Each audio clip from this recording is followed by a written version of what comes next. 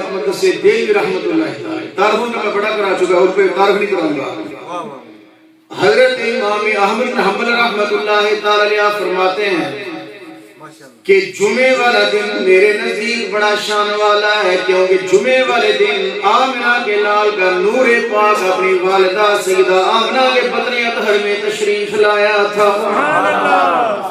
پتہ چلا یہ عقیدہ بنیاد کی تعلیم نبی علیہ السلام کی آمد میں خوشی منانا ایمان والوں کا کام ہے.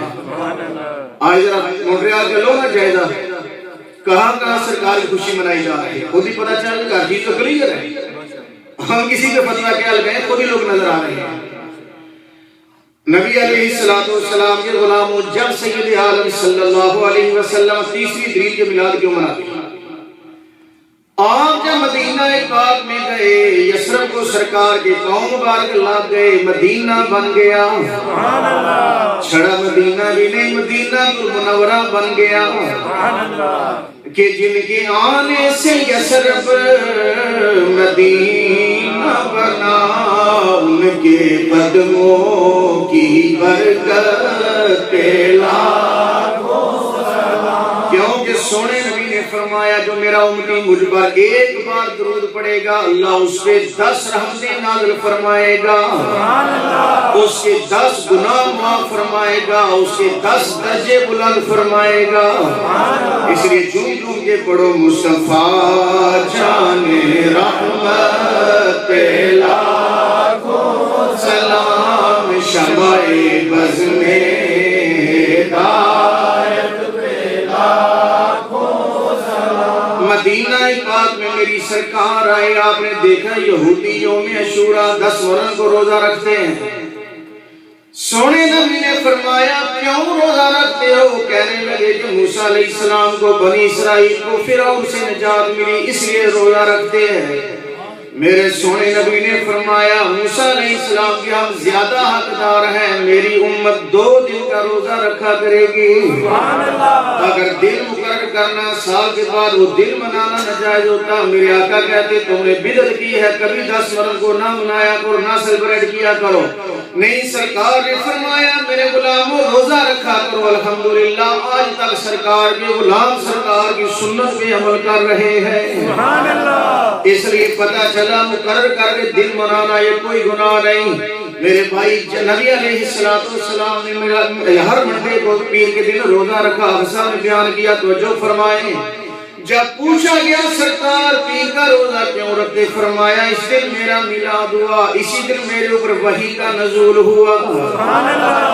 جب اللہ کی نعمت مل جائے خوشی منانی چاہیے. بڑی بڑی نعمتیں ہیں میرے بھائی، ماں باپ بڑی اعلیٰ نعمت ہے.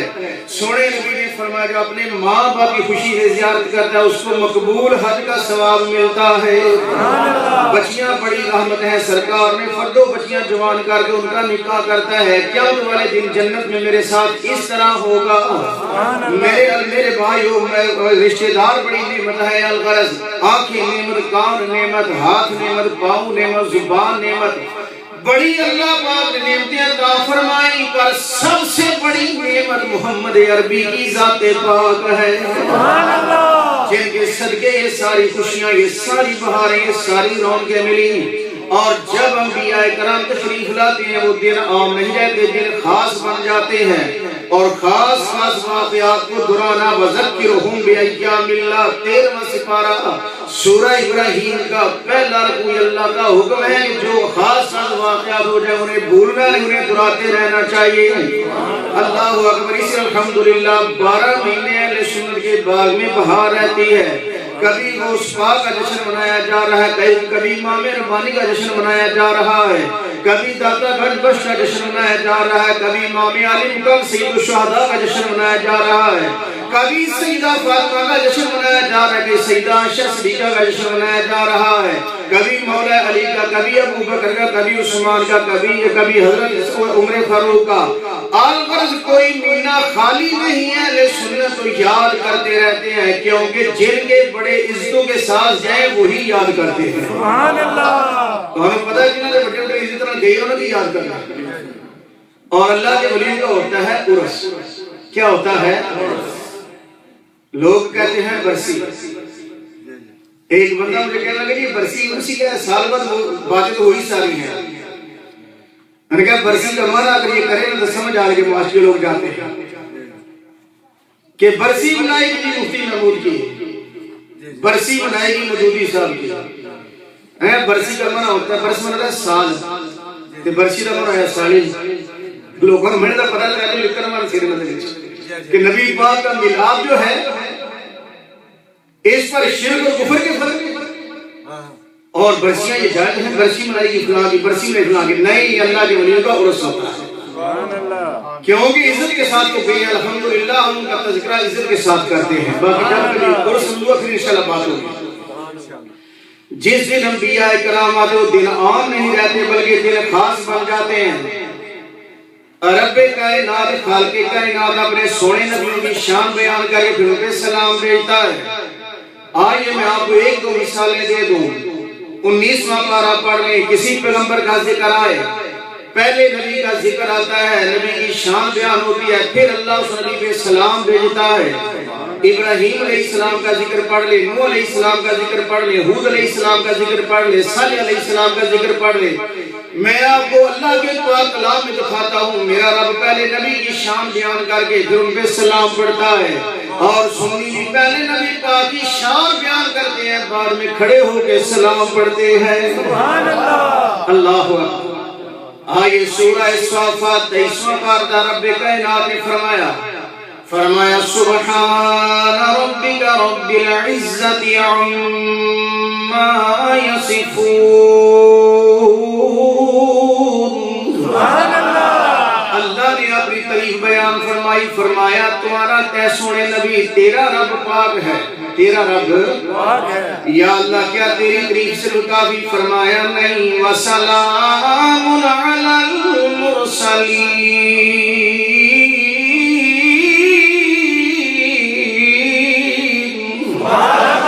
فرمایا سارے رسولوں پر میرا سلام. اللہ خالق ہو کے سلام بھیجتا ہے، تو امتی ہو کے پریشان مسلح مسجدیں بند کر کے جاتا ہے. اور ایک کل قیامت والے دن کون سا چہرہ لے کے سرکار کی بارگاہ میں جائے گا؟ او میرے بھائی کروڑ بار فرقاوریت پہ لعنت، لیکن یاد رکھو جو نبی کا نہیں وہ تمہارا بھی نہیں. سب سے تمہارا ہمدرد وہ ہے جو تمہارا ایمان بچاتا ہے. سبحان اللہ. یہ ہمدرد لوگ بیٹھے ہیں تمہارا ایمان بچاتے ہیں کہ سرکار کی عزت کرو پھر اللہ پاک کی بندگی کرو، اس کے بغیر کچھ بھی نہیں. آئیے جب بھی رب کائنات کے پیارے آتے ہیں قرآن کریم پڑھ کر دیکھیں. اللہ کے نبی کا جو یوم پیدائش آتا ہے وہ دن عام نہیں رہتا بلکہ خاص بن جاتا ہے. جب حضرت یحییٰ علیہ السلام تشریف لائے، سورہ مریم پہلا رکوع، رب کائنات نے فرمایا وَسَلَامٌ عَلَيْهِ يَوْمَ وُلِدَ. یوم ولدہ، بولو یوم ولدہ. میلاد کہاں سے آ گیا؟ سنو. فرمایا جب میرا یحییٰ پیدا ہو اس پر سلام ہوا. یحییٰ کا میلاد ہے تو اللہ کہتا ہے میلاد میں رب یحییٰ پہ سلام ہوا. پتا چلا کہ یحییٰ علیہ السلام کا میلاد اللہ سلام بھیجتا ہے، تو مصطفیٰ کا میلاد ہو سلام بھیجنا کیا گناہ ہو جاتا ہے؟ نعوذ باللہ من ذالک. فرمایا وَسَلَامٌ عَلَيْهِ يَوْمَ وُلِدَ وَيَوْمَ يَمُوتُ وَيَوْمَ يُبْعَثُ حَيًّا. سبحان اللہ. جب یحییٰ کا میلاد ہو تب بھی اللہ کا سلام، جب یحییٰ کا وصال ہو پھر بھی اللہ کا سلام. اور جب قیامت والے دن یحییٰ پھر اٹھیں گے، رب فرماتا ہے میرا یحییٰ پہ تب بھی سلام ہو. اس لیے یحییٰ پیدا ہو تو سلام بھیجے. جو یحییٰ کا امام تشریف لائے امام الانبیاء ہے تو سلام کیوں نہ بھیجیں؟ اس لیے کہیں گے کہ رب سلم گنگناؤ کملی والا، رب سلم گنگناؤ کملی والا. آئیے الغرض میرے بھائی وقت گزرتا گیا. حضرت آدم علیہ السلام سے لے کر شیس علیہ السلام، ہود علیہ السلام، الیاس علیہ السلام پیغمبر اپنے اپنے دور میں گزرتے گئے. سونے نبی کی شان بیان کرتے گئے، 14 صدیاں گزر گئی، ہر دور میں محدثین آتے گئے، نبی پاک کے عاشق سرکار کا ذکر سناتے گئے، نبی پاک کے عاشق سونے نبی کا ذکر سنتے گئے۔ لیکن میرے بھائیو توجہ فرما، قرآن و حدیث کے خلاصہ پر وقت گزرتا گیا، یہاں تک کہ سیدنا عبداللہ نبی علیہ السلام کے والد ماجد ان کی پیشانی میں سونے نبی پاک کا نور آ گیا، اور نور سرکار کی والدہ ماجدہ سیدہ طیبہ طاہرہ سیدہ آمنہ سلام اللہ علیہا۔ دنیا میں بڑی بڑی نیک مائیں ہوں گی، ہر بندے کو اپنی ماں بڑی اعلیٰ اور بڑی اچھی بڑی پیاری عزت کرتا ہے۔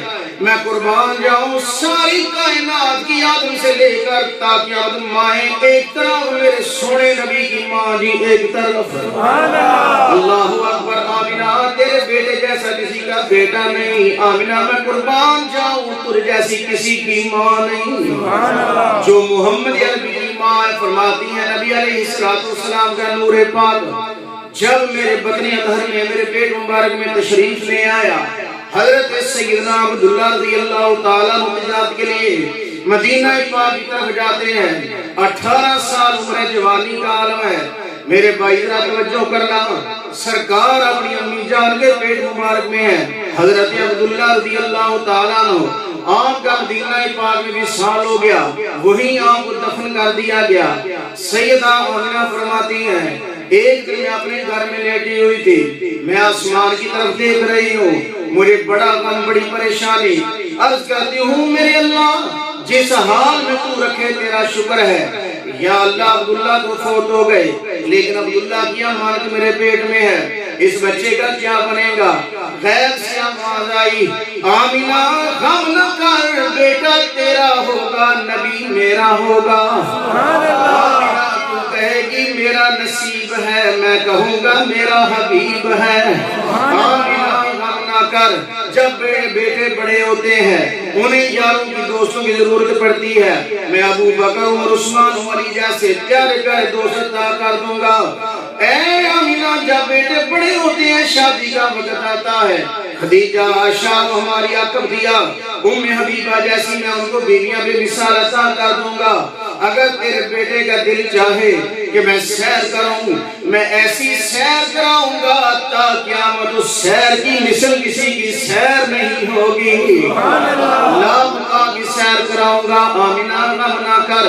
حضور علیہ السلام کے غلاموں توجہ فرماؤ، سرکار کی امی جان فرماتی ہیں ایک دن میں اپنے گھر میں لیٹی ہوئی، میں نے کیا دیکھا، آسمان سے ستارے نیچے آ رہے ہیں، مجھے غم لگا، مجھے فکر لگا کہیں آسمان ٹوٹ کر میرے اوپر نہ آ جائے۔